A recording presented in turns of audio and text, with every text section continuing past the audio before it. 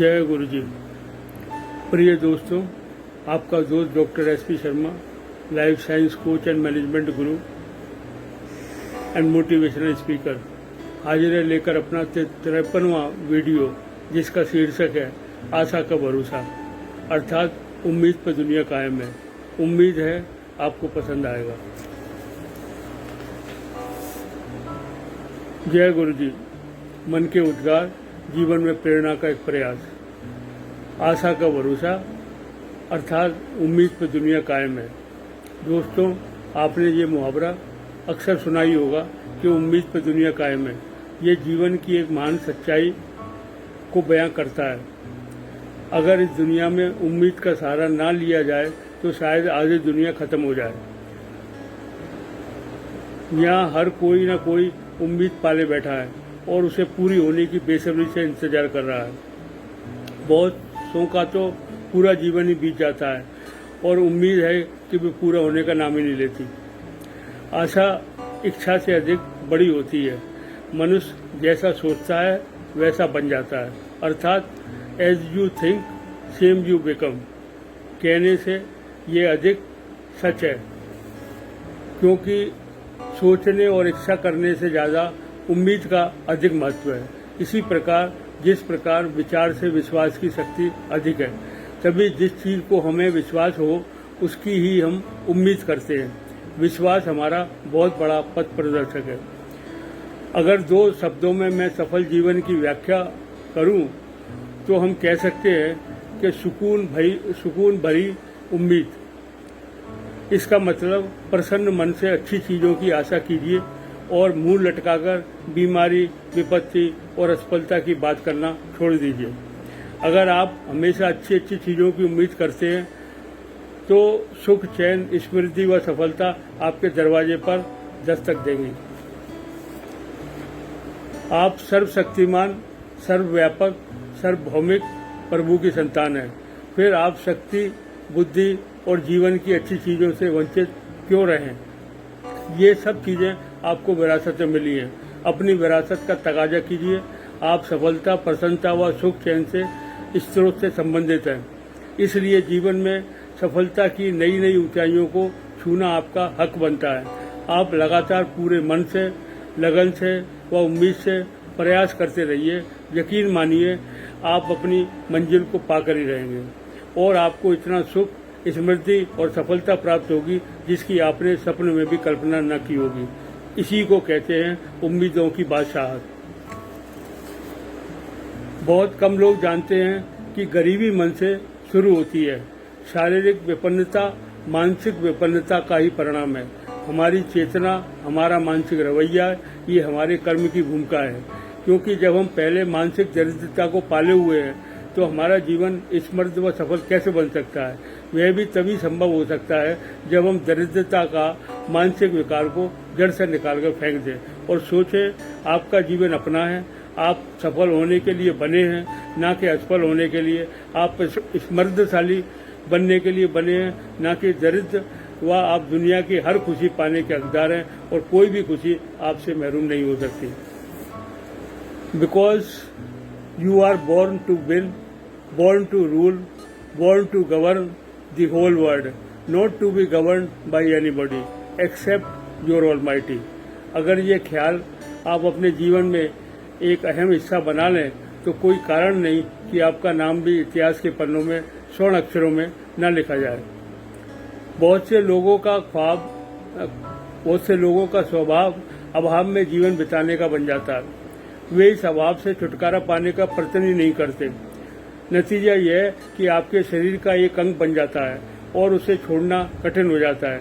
इसलिए विपन्नता, अभाव, दरिद्रता का स्वभाव मत बनाइए और जिन चीज़ों की जरूरत है उनके बिना जीवन बिता लेने की आदत मत बनाइए।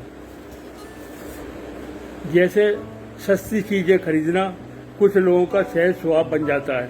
वे खाने पीने, पहनने और इस्तेमाल की जो भी चीज़ खरीदते हैं सस्ती खरीदते हैं। इससे उनके रहन सहन में ही नहीं, चिंतन और सोच में भी सस्तापन आ जाता है।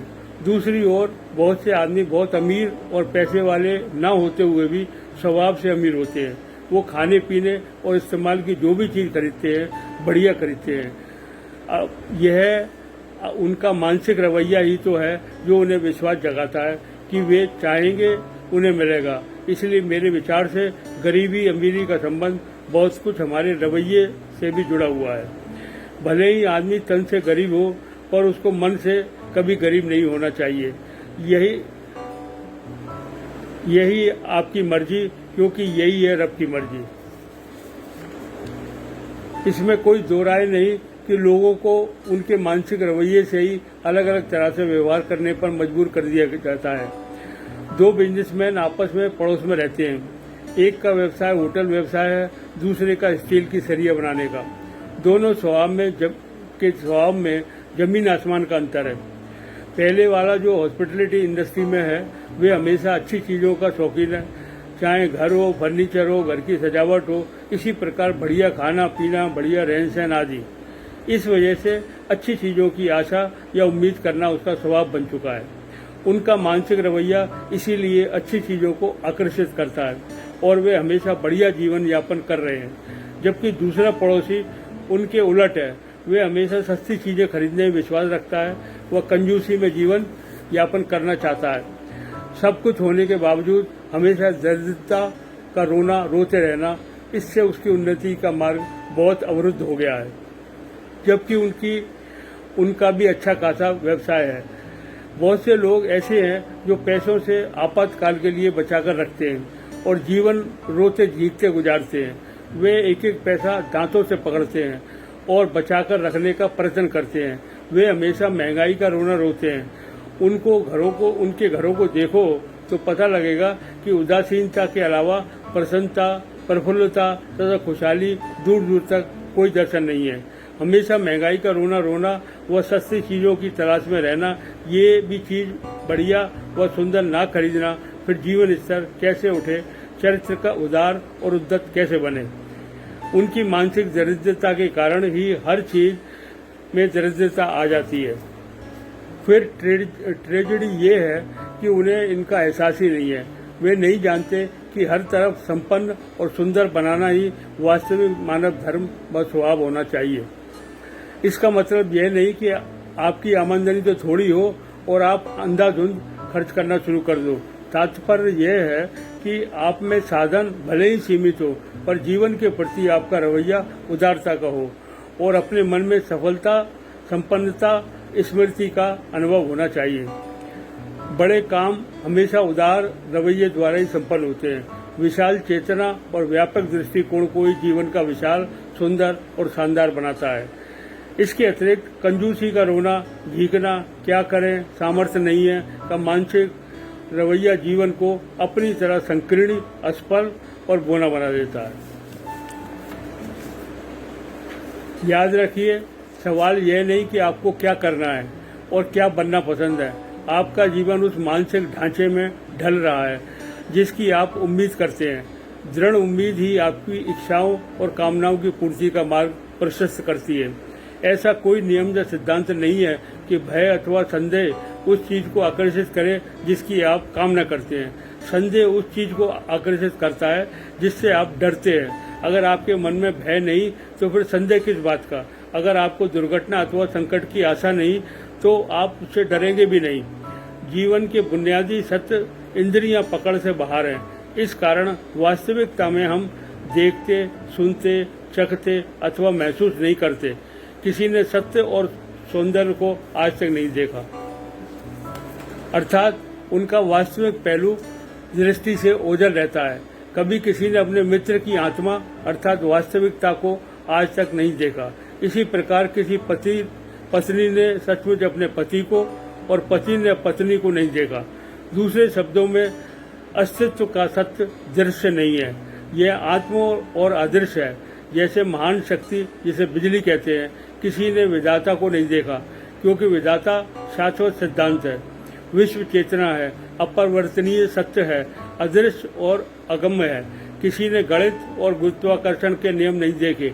हम सिर्फ इन नियमों का परिणाम देखते हैं। नियम अदृश्य हैं। हमने कभी बिजली नहीं देखी, उससे हमारे घरों में प्रकाश होता है। इस प्रकार मन में भी अपने नियम हैं और उन्हें हम देख नहीं सकते। सफलता, असफलता, उसी का परिणाम है। हम इन नियमों का पालन करके जो चाहे पा सकते हैं, जो चाहे बन सकते हैं। मनुष्य जैसा सोचता है, जैसी आशा करता है और वैसा ही उसका जीवन बन जाता है।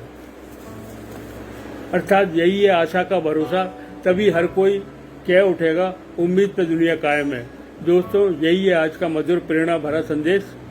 आशा का भरोसा या उम्मीद पे दुनिया कायम है कि शान में दो शब्द कहने की गुस्ताखी करना चाहूँगा कुछ इस अंदाज में।